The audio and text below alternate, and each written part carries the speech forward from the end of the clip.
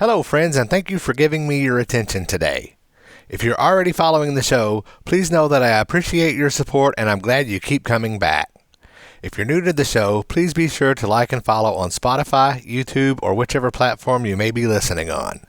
Please consider visiting BigAlRocks.com and clicking on the email newsletter to join my mailing list. I promise I won't flood you with a bunch of junk. Finally, feel free to leave a Spotify or YouTube comment on this episode or send an email to podcast@BigAlRocks.com with your comments, suggestions, and show ideas. Once again, thanks for your time and attention. On with the show. Hey friends, welcome to another edition of Big Al's Rockin' Podcast. I've got my friend Rachel Lipsky, and I'm already starting to trip over my tongue. How are you, Rachel? No worries at all. Good. How are you? I'm good. For those of you who've been following me, you may remember a long time ago I talked to her on my old podcast, and I used to do sound for a local establishment here in town, and Rachel was one of my favorite people to do sound for because she never ever complained about how terrible a job. No, I'm kidding. But I always enjoyed doing sound for her. Her and her bandmates are a bunch of good people, and you couldn't ask for a nicer crew. Oh, thank you so much. Yes. So, how have you been, Rachel? Doing good. It's been a busy 6 months, which is always great. Yes. Yeah. So, tell us a little bit about what's been going on the last 6 months, and then I'll jump into my questions. I went on my eighth and my ninth Armed Forces Entertainment Tour. So I've been to 16 countries in 5 months. Can't believe it. So, Entertaining our troops. that is awesome. Well, I was going to say as a former veteran, I will always be a veteran, but as a veteran, I thank you for doing Yeah. that because I was overseas for a couple of years in my younger days, and it was always awesome when somebody would come to the base and play for us. Oh, that's awesome. So while we're on the topic of the Armed Forces Tour, that is one of my questions. How did you get involved with that? I I always knew that that was something I wanted to do. And I tried reaching out to the USO many times, but they kept telling me, you're not on the Billboard charts. You're not a known name. We're not going to take you over, you know? And I kept politely being persistent and reaching out sometimes to the same people just to see like, hey, will you take me now? And one of them finally emailed me back and said, hey, why don't you try Armed Forces Entertainment? And this was back in 2011, around that time. And they had a tour with us tab that you could fill out an application to go and entertain the troops with Armed Forces Entertainment. And it was very extensive application. Obviously, they need to make sure, they wanted to have a minimum of newspaper or magazine articles about you, music, all sorts of questions, which should be intensive because they want to make sure that they're bringing quality acts over and people that want to do it for the right reasons. And that was big question was, why do you want to do this? And I would apply. And if you got rejected, you had to wait 90 days before you could reapply. So once I got rejected, I would put it on my calendar. Okay, 91 days from now, reapply. And that's just what you have to do in the music business. You have to stay persistent because no means not right now. It doesn't mean no forever. So always remember that. Never give up. Love that response. So while you're doing your Armed Force Entertainment Tour, do you do originals? Do you do covers? Or do you do a combination of both?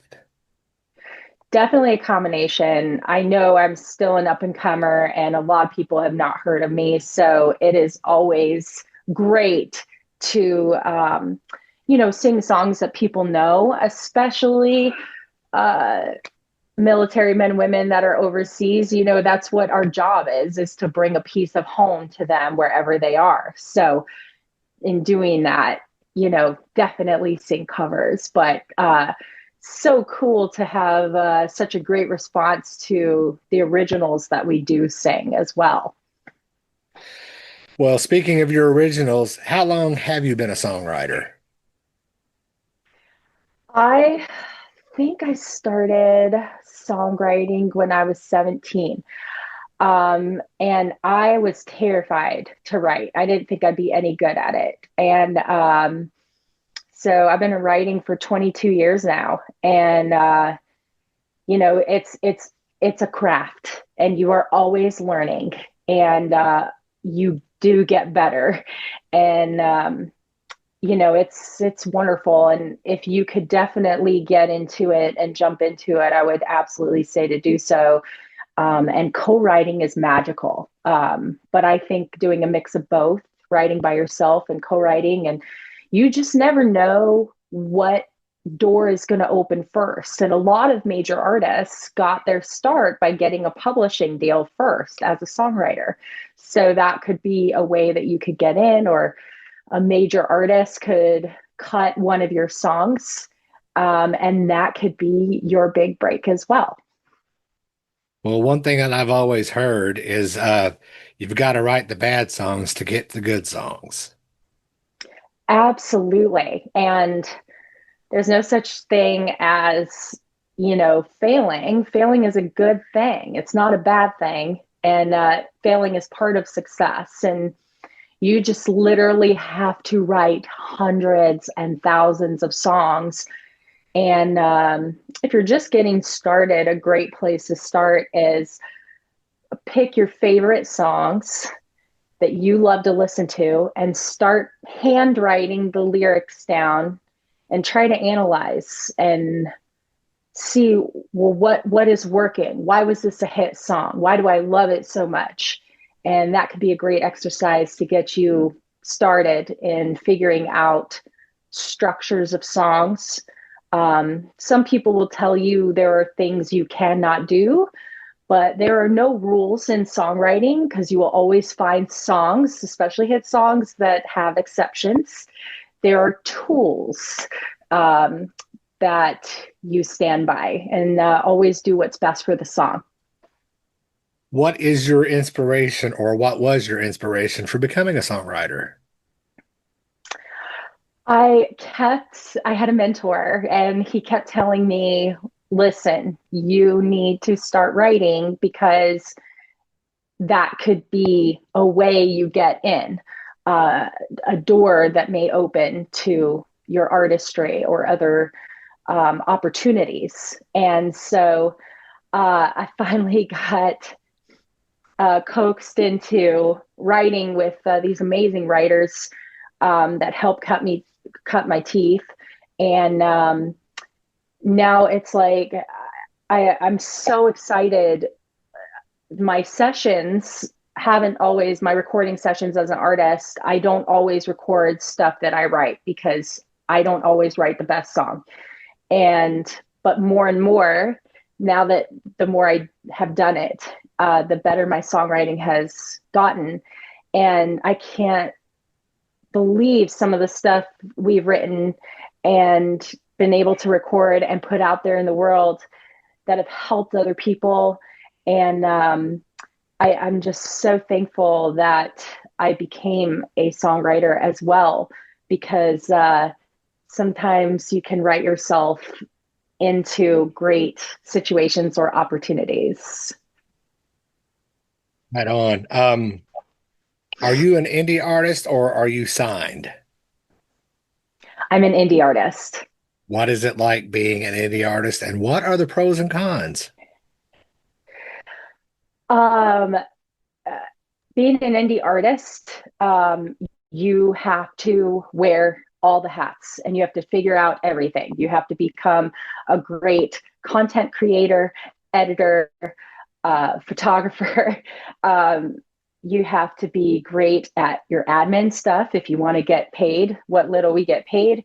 But to also, in case that song goes viral on TikTok, or you got to be ready and you got to have all these things in place. And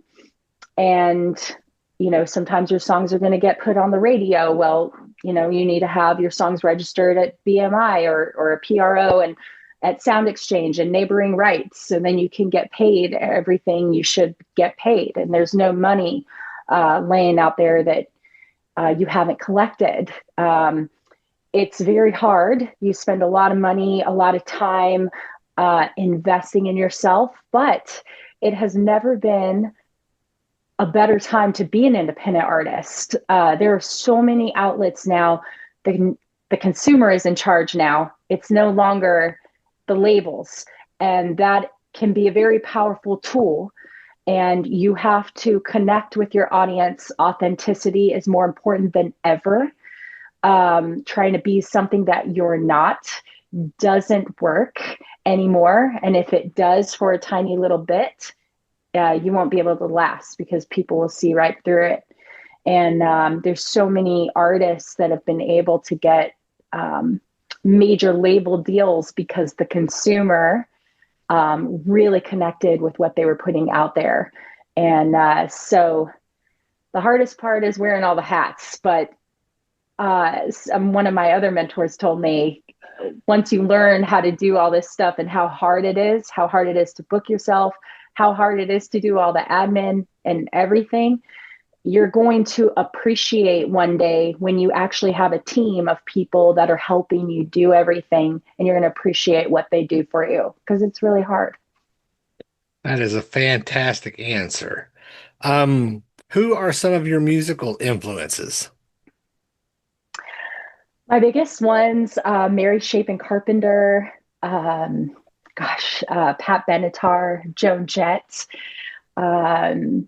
I grew up listening to all different kinds of music in our household. I was so thankful for my parents for having such an eclectic taste, and it really shaped who I am as an artist today.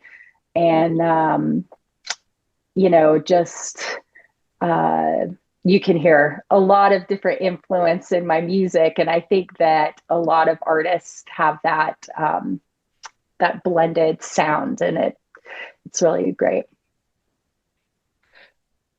You're based out of Nashville, correct? Yes. Where did you get your start? So I was born in Denver, Colorado, and both my parents worked for the government, so they weren't sure how to get me into the music business, but I always knew I wanted to be in it. And so they put me in choirs at school, at church. We went to karaoke contests. And then my dad got transferred to California, so I went to high school out there. And I got my first really big opportunity in high school, opening for Toto. And then the next year, Shelley Wright. And then I was 16 when I opened for Toto.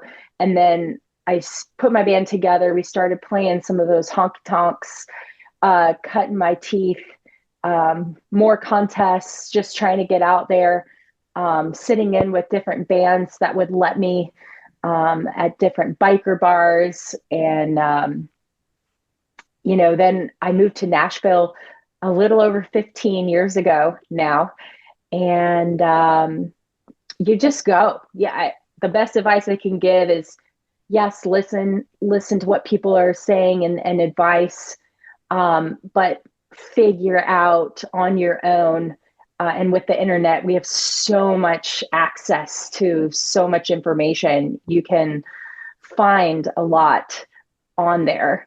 And I've gotten to play huge festivals by just cold calling, and open for big artists. And there's ways you can do it. Just get a hold of anybody and everybody that will listen.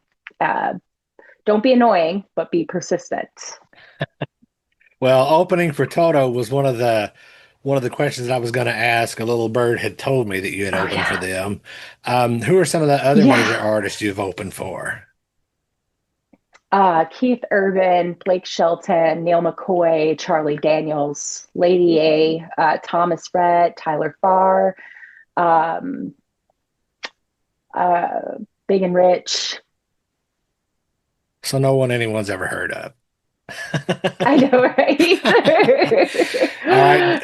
jumping back to writing and recording sessions. If you had the opportunity, what would be your dream writing and recording session? uh, oh man, I've truly, I do want to say that like I am so proud. I'm so proud of all the songs that I've written so far, and some of the people I've gotten to put my name on a piece of paper with. I just can't believe it.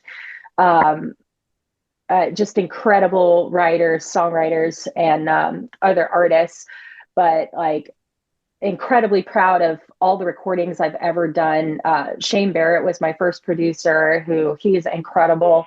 And Jeff Copeland, who I work with now, we've been working together since I think 2018.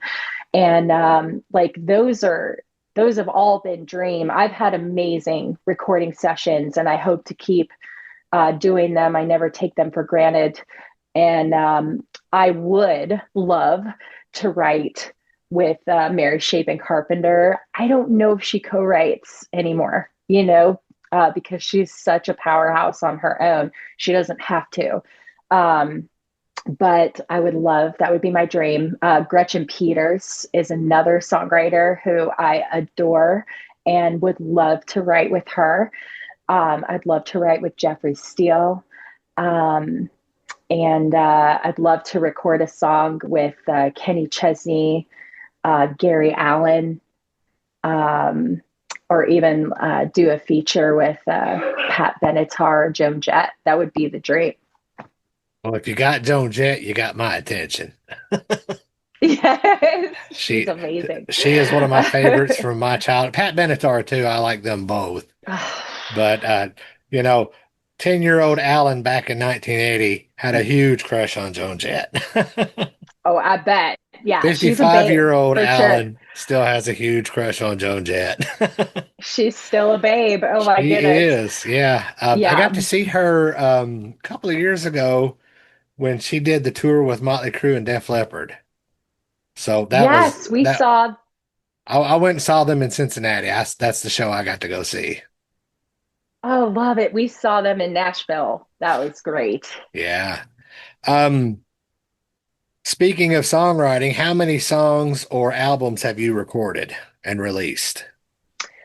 I would say full album, I've only recorded one, and released that. Uh, as far as recording, I think I have 16 songs out there. And, we're just living in a singles world for a while now and trying to hit that algorithm and on the streaming services. And, you just, but I'm not one of those artists that just records a bunch of stuff and puts it out every 4 to 6 weeks. I know that that's like been the thing and that's going to get you the best algorithm, but I'm all about quality over quantity. I've always felt that way. You never want to put out mediocre, middle of the road. Oh, that song is okay, just to put it out there to hit an algorithm. For us, it's like we want the best song we can find or write recorded and out there. And it's really expensive too to record properly. Um, and I love paying people that are talented and amazing and help support their world and record the right way. There's somebody who's very popular on Spotify, has like 4 million listeners a month, and he like records songs at $250, a song, and he's putting out like one every 4 weeks. So it's like realistically, the songs are not competitive. I need songs that can be played right after a Carrie Underwood song and right before Miranda Lambert. Right. And to the listener, it sounds like the quality is there. It's a great song and it belongs there, you know? Yep. So what's coming up for Rachel Lipsky? We've got 5 new songs that three of them just came back from the mastering, and about to put those out. We're going through our checklist, which is crazy long, but we're about to put out some new music. Um, Touring has slowed down for me a little bit, so I'm able to concentrate on that, get more content done. Um, Gosh, I do a bunch of work, by the way, with the Charlie and Hazel Daniel Veteran and Family Center at MTSU. And all of the active military and veterans, you and your families, I want you to know that there is a place for you to go to, a resource that's free. And Lieutenant General Huber and Dr. Hillary Miller head up this Veterans Center, and you do not have to go to MTSU. You can give them a call anytime you need anything. Same with your families, and they're here to help. So they have their big fundraiser coming up on August 15th that I've so humbled to have been a part of for the past like 6 years. So you guys should check them out if you need anything. That is fantastic. As a veteran, I thank you for everything that you do, because I really don't Absolutely. think a Thank lot of you. people understand what some veterans go through. I was No. fortunate because I was active duty during the first Gulf War, but I was fortunate Wow. enough not to see any action.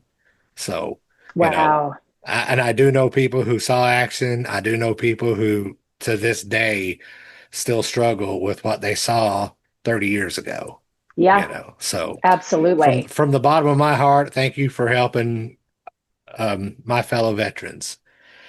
And now let's get back on a Absolutely. good, let's we get our little hearts here. Let's get back on a good step. Yes. Where can my audience find you online? So you can, yeah, Google my name. Oh, thank you for, yeah. You can Google my name, RachelLipsky,